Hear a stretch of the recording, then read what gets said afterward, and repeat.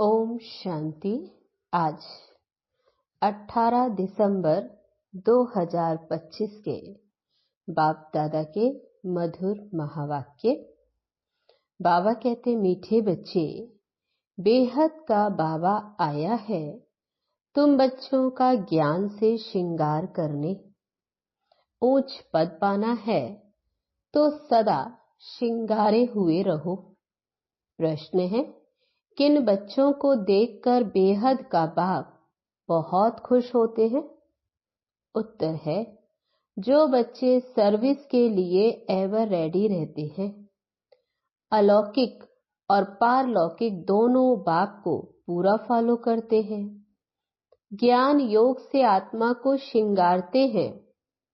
पतितों को पावन बनाने की सेवा करते हैं। ऐसे बच्चों को देख बेहद के बाप को बहुत खुशी होती है। बाप की चाहना है मेरे बच्चे मेहनत कर ऊंच पद पाएं। ओम शांति।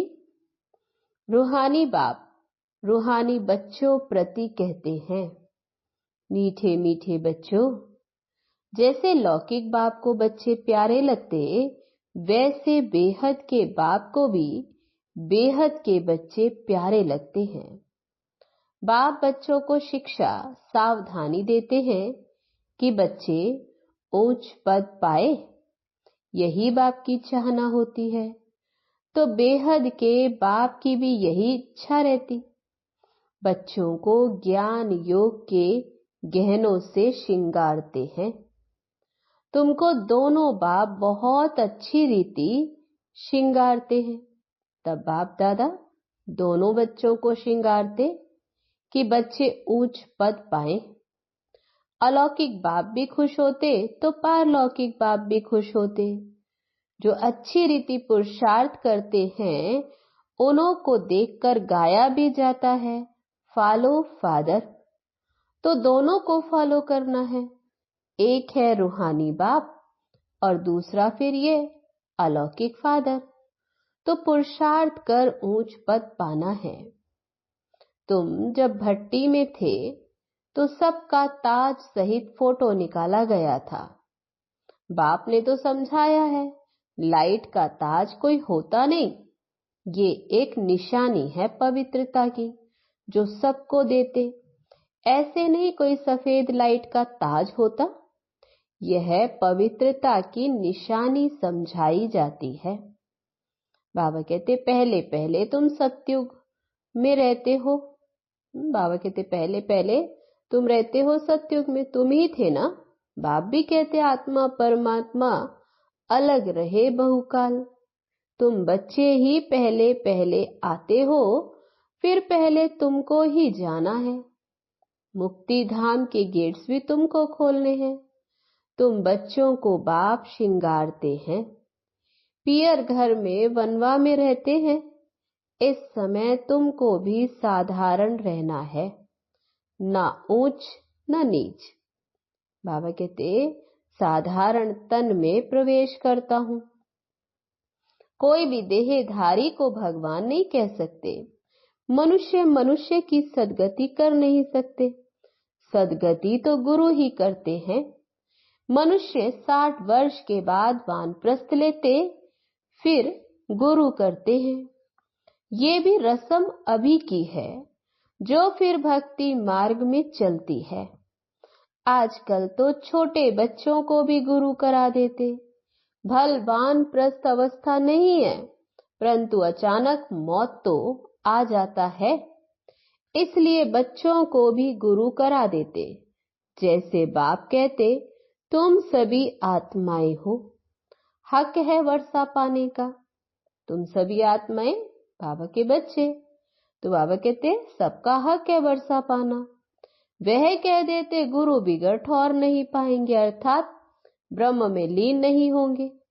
बाबा कहते, तुमको तो लीन नहीं होना, ये भक्ति मार्ग के अक्षर हैं। आत्मा तो स्टार मिसल है, बिंदी है। बाप भी बिंदी। उस बिंदी को ही ज्ञान सागर कहा जाता। तुम भी छोटी आत्मा हो, उसमें सारा ज्ञान भरा हुआ है। तुम फुल ज्ञान लेते हो, पास विद ऑनर होते हैं ना। ऐसे नहीं कि शिवलिंग कोई बड़ा है। जितनी बड़ी आत्मा उतना ही परमात्मा।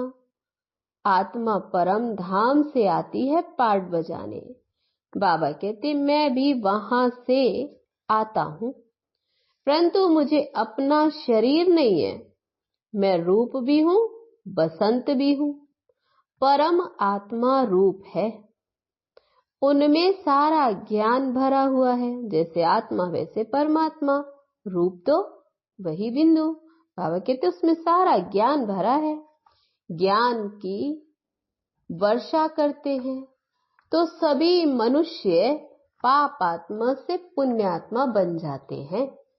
बाप गति सदगति दोनों देते हैं। तुम सदगति में जाते हो और बाकी सब गति में, अर्थात अपने घर में जाते हैं। वह है स्वीट होम। आत्मा ही इन कानों द्वारा सुनती है।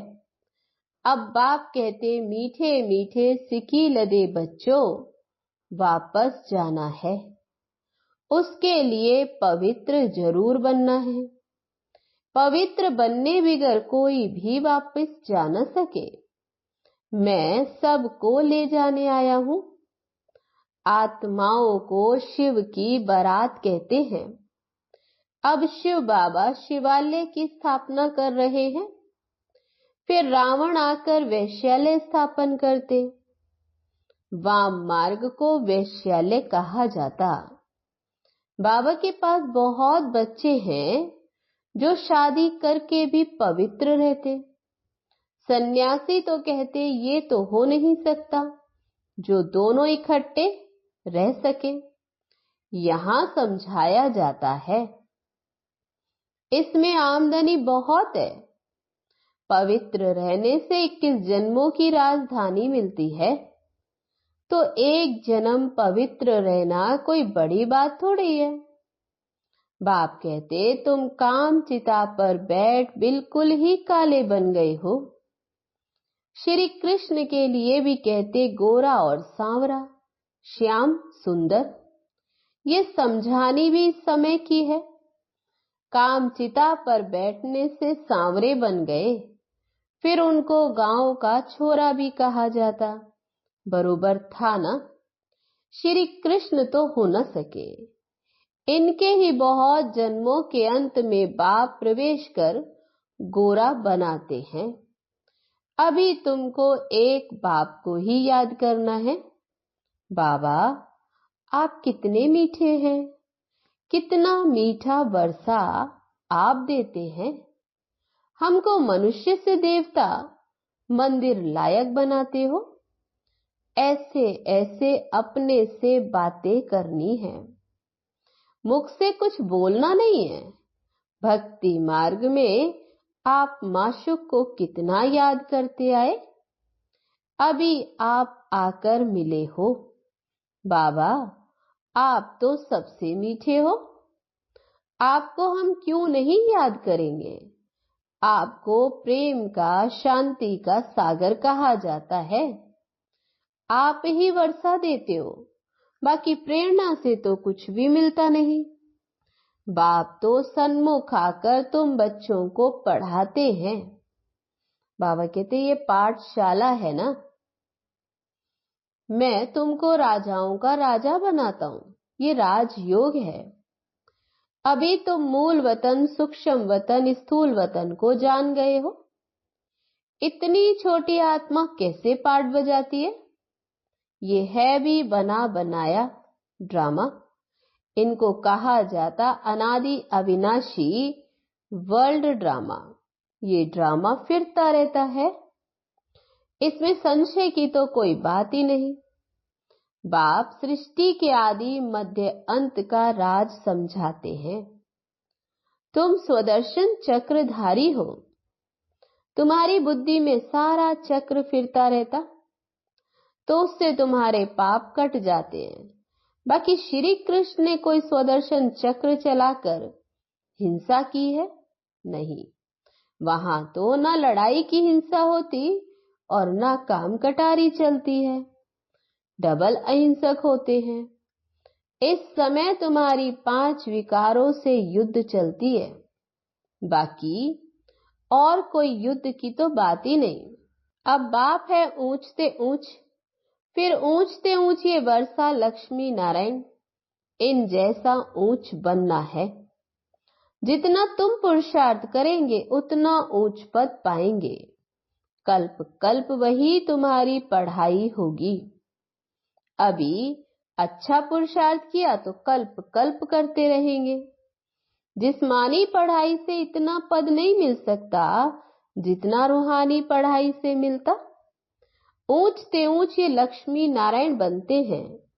ये भी है तो मनुष्य, परंतु दैवी गुण धारण करते इसलिए देवता कहा जाता है। बाकी 8-10 भुजा वाले कोई है नहीं। भक्ति में दीदार होता है तो बहुत रोते हैं, दुख में आकर आंसू बहाते। यहाँ तो बाप कहते आंसू आया तो फेल, अम्मा मरे तो हलवा खाओ।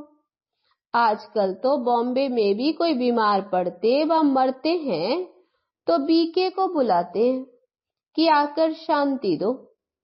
तुम समझाते हो आत्मा ने एक शरीर छोड़ दूसरा लिया, इसमें तुम्हारा क्या जाता, रोने से क्या फायदा।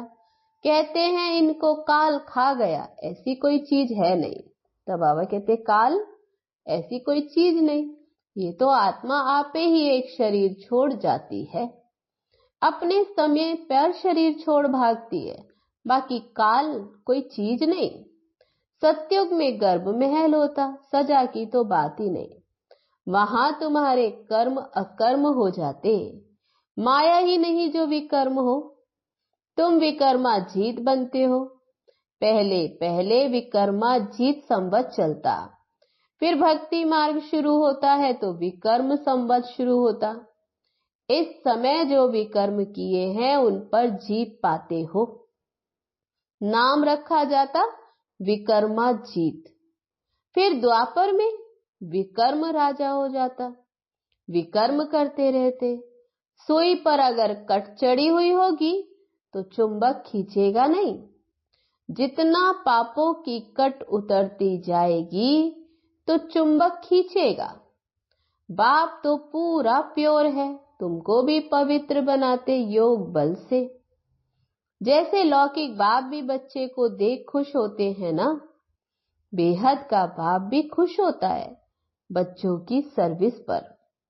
बच्चे बहुत मेहनत भी कर रहे हैं सर्विस पर, तो हमेशा एवर रेडी रहना है।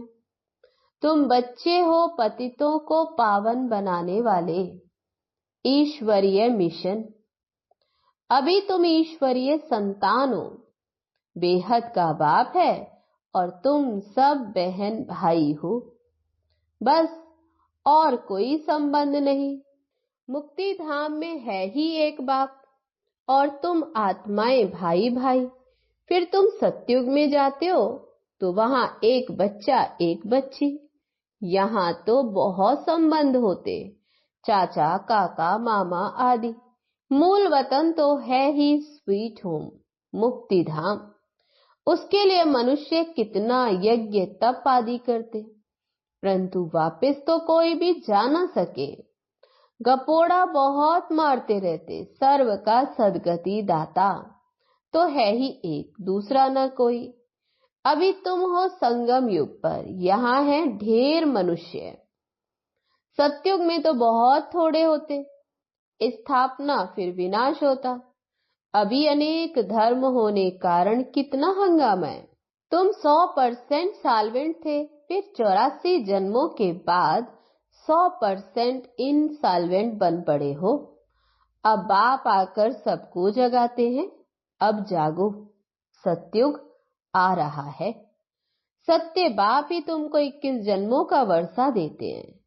भारत ही सचखंड बनता, बाप सचखंड बनाते हैं, झूठ खंड फिर कौन बनाता? 5 विकारों रूपी रावण। रावण का कितना बड़ा बुत बनाते, फिर उसको जलाते हैं, क्योंकि यह है नंबर 1 दुश्मन। मनुष्यों को ये पता नहीं है कि कब से रावण का राज्य हुआ। बाप समझाते हैं आधा कल्प है राम राज्य, आधा कल्प है रावण राज्य। बाकी रावण कोई मनुष्य नहीं जिसको मारना है। इस समय सारी दुनिया पर रावण राज्य है। बाप आकर राम राज्य स्थापन करते, फिर जय जयकार हो जाती, वहां सदैव खुशी रहती। वह है ही सुख धाम। इसको कहा जाता है पुरुषोत्तम संगम युग। बाप कहते हैं इस पुरुषार्थ से तुम ये बनते हो। तुम्हारे चित्र भी बनाए थे। बाबा कहते चित्र आदि बहुत आए, फिर सुनंती कथनती भागंती हो गए। बाप आकर तुम बच्चों को बहुत प्यार से समझाते हैं। बाप टीचर प्यार करते हैं, गुरु भी प्यार करते। सतगुरु का निंदक ठहर न पाए। तुम्हारी एम ऑब्जेक्ट सामने खड़ी है। उन गुरुओं के पास तो एम ऑब्जेक्ट कोई होती नहीं, वह कोई पढ़ाई नहीं है। ये तो पढ़ाई है। इनको कहा जाता यूनिवर्सिटी कम हॉस्पिटल, जिससे तुम एवर हेल्दी वेल्दी बनते हो। यहाँ तो है ही झूठ। बाबा कहते दुनिया झूठी, गाते भी हैं झूठी काया झूठी माया। सत्युग है सचखंड। वहां तो हीरे जवाहरातों के महल होते। सोमनाथ का मंदिर भी भक्ति मार्ग में बनाया है। कितना धन था जो फिर मुसलमानों ने आकर लूटा। बड़ी बड़ी मस्जिदें बनाई। बाप तुमको कारून का खजाना देते हैं। शुरू से ही तुमको सब साक्षात्कार कराते आए हैं। अल्लाह अव्वल दीन बाबा है ना, तो बाबा ही अल्लाह अव्वल दीन पहला पहला धर्म स्थापन करते। वह है डीटिज्म, जो धर्म नहीं वह फिर से स्थापन होता है। जो राजधानी वापी आकर फिर स्थापन करते। सब जानते हैं प्राचीन सतयुग में इनों का राज्य था। उनके ऊपर कोई नहीं। डीटी राज्य को ही पैराडाइज कहा जाता। अभी तुम जानते हो, फिर औरों को भी बताना है। सबको कैसे पता पड़े जो फिर ऐसा कोई उलाहना ना दे। तो बाबा कहते फिक्र रहनी चाहिए, कैसे सबको बताएं जो उलाहना ना मिले। तुम सबको बतलाते हो, फिर भी बाप को छोड़कर चले जाते। तो बाबा कहते कितने हैं आते हैं और फिर चले जाते। History must repeat. बाबा के पास आते हैं तो बाबा पूछते हैं आगे कभी मिले हो। कहते हाँ बाबा, 5000 वर्ष पहले हम मिलने आए थे। बेहद का वर्षा लेने आए थे। कोई आकर सुनते हैं, कोई को साक्षात्कार होता। ब्रह्मा का तो वह है याद आता है। तो बाबा कहते कोई को साक्षात्कार होता है ब्रह्मा का, तो वह याद आता। फिर कहते हमने तो यही रूप देखा। तो घर बैठे साक्षात्कार होते, ब्रह्मा बाबा को देखा तो फिर यहाँ आते तो देखते, कहते हाँ ये तो यही है। बाप भी बच्चों को देख खुश होते हैं। तुम्हारी अविनाशी ज्ञान रत्नों से अभी झोली भरती है ना। बाबा कहते पढ़ाई है। 7 दिन का कोर्स लेकर फिर भल कहाँ भी रहे, मुरली के आधार पर चल सकते हैं। 7 दिन में इतना समझाएंगे जो फिर मुरली को समझ सकेंगे। बाप तो बच्चों को सब राज अच्छी रीति समझाते रहते हैं। अच्छा, मीठे मीठे सिक्के लदे बच्चों प्रति माता पिता बाप दादा का याद प्यार और गुड मॉर्निंग। रूहानी बाप की रूहानी बच्चों को नमस्ते। हम रूहानी बच्चों की रूहानी बाप दादा को नमस्ते नमस्ते। ओम शांति। धारणा के लिए मुख्य सार। पहली पॉइंट, स्वदर्शन चक्र फिराते पापों को भस्म करना है। रूहानी पढ़ाई से अपना पद श्रेष्ठ बनाना है। किसी भी परिस्थिति में आंसू नहीं बहाने हैं। दूसरी पॉइंट है, ये वानप्रस्थ अवस्था में रहने का समय है, इसलिए वनवाह में बहुत साधारण रहना है, न बहुत ऊंच न बहुत नीच। वापस जाने के लिए आत्मा को संपूर्ण पावन बनाना है। वरदान है आज का, सदा मोल्ड होने की विशेषता से संपर्क और सेवा में सफल होने वाले सफलता मूर्त भव। जिन बच्चों में स्वयं को मोल्ड करने की विशेषता है, वे सहज ही गोल्डन एज की स्टेज तक पहुंच सकते हैं। जैसा समय, जैसे सरकमस्टांस हो, उसी प्रमाण अपनी धारणाओं को प्रत्यक्ष करने के लिए मोल्ड होना पड़ता है। मोल्ड होने वाले ही रियल गोल्ड हैं। जैसे साकार बाप की विशेषता देखी, जैसा समय जैसा व्यक्ति, जैसा समय जैसा व्यक्ति वैसा रूप। ऐसे फॉलो फादर करो तो सेवा और संपर्क सब में सहज ही सफलता मूर्त बन जाएंगे।